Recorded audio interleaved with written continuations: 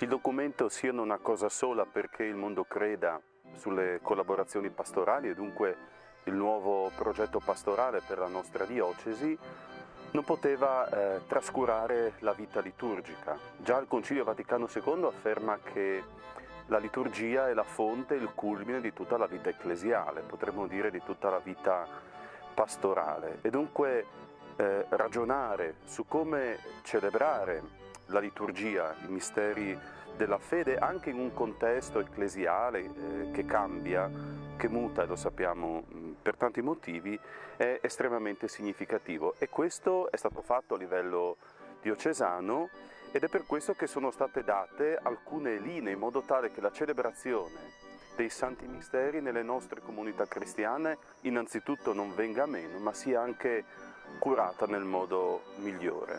Del resto tutta l'attività pastorale, ed è ancora il Concilio Vaticano II ad affermarlo, è ordinata a far sì che i fedeli possano partecipare all'Eucaristia.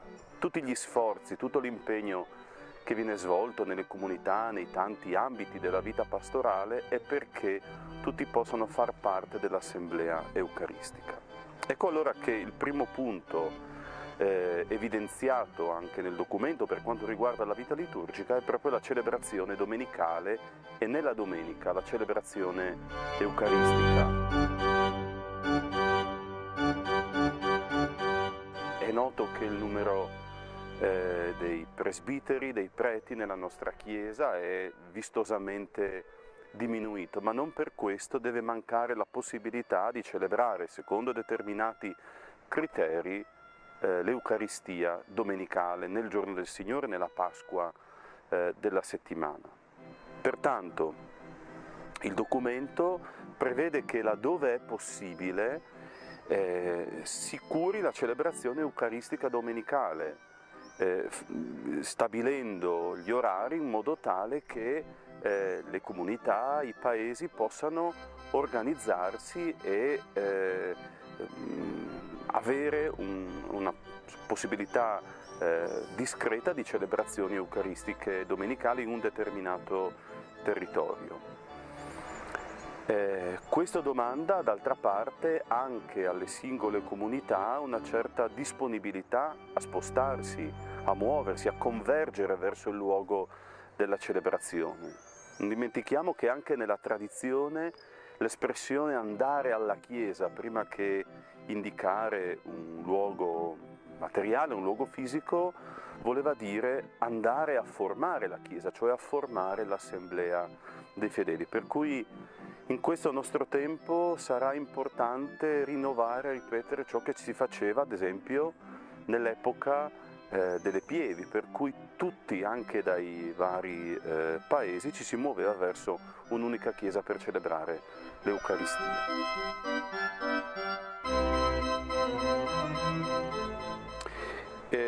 Laddove questo non è possibile, il documento invita a fare riferimento alle celebrazioni domenicali, alle liturgie della parola di domenica in assenza di celebrazione eucaristica. È una possibilità prevista da un direttorio della Santa Sede ancora negli anni '80, sul quale la nostra Chiesa già da tempo e anche recentemente ha riflettuto. Non c'è la possibilità di celebrare l'Eucaristia, il sacerdote non può essere presente, allora possiamo celebrare con dignità la parola di Dio, con tutta la disponibilità dei ministri che sono necessari, in modo tale che in quella comunità, in quella domenica, non manchi intanto l'annuncio della parola e non cessi la preghiera.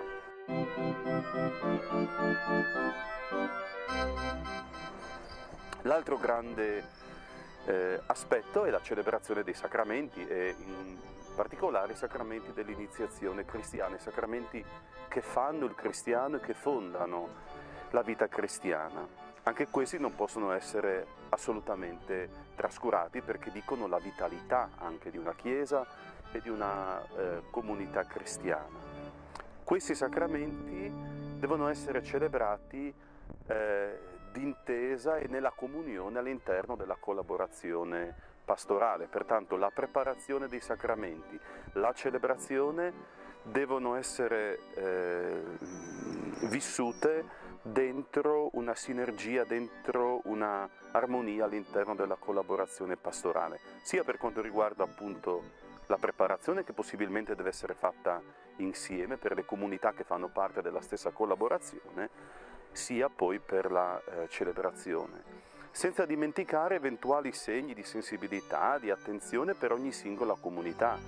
Ad esempio, se la prima partecipazione all'Eucaristia, quella che noi chiamiamo la prima comunione, viene fatta insieme, eventualmente la domenica successiva i fanciulli possono essere accolti nelle rispettive comunità in modo anche cordiale e solenne.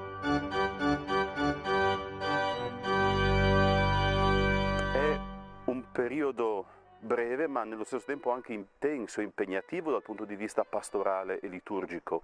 Richiede la partecipazione dei fedeli in grande numero, di ministri competenti nella lettura, nel canto, nel servizio liturgico. Non è possibile quindi avere celebrazioni minimali o ridotte. Pertanto si invitano le comunità a celebrare il Triduo Pasquale a partire dal giovedì sera, messa nella Cena del Signore il venerdì con la celebrazione della Passione, e poi la grande notte della Pasqua, con celebrazioni comuni all'interno della collaborazione pastorale. Una celebrazione, eventualmente anche più celebrazioni a seconda della possibilità di ministri ordinati e anche dei ministri che sono necessari per queste celebrazioni. L'importante è che non si svolgano celebrazioni troppo ridotte, al limite anche della banalizzazione, per la mancanza di ministri competenti. Pensiamo ad esempio al numero dei cantori, dei lettori, dei ministranti. La Settimana Santa richiede molto sforzo, richiede molto impegno. Se non è possibile in una comunità celebrarla dignitosamente, è bene che questo avvenga all'interno della collaborazione pastorale.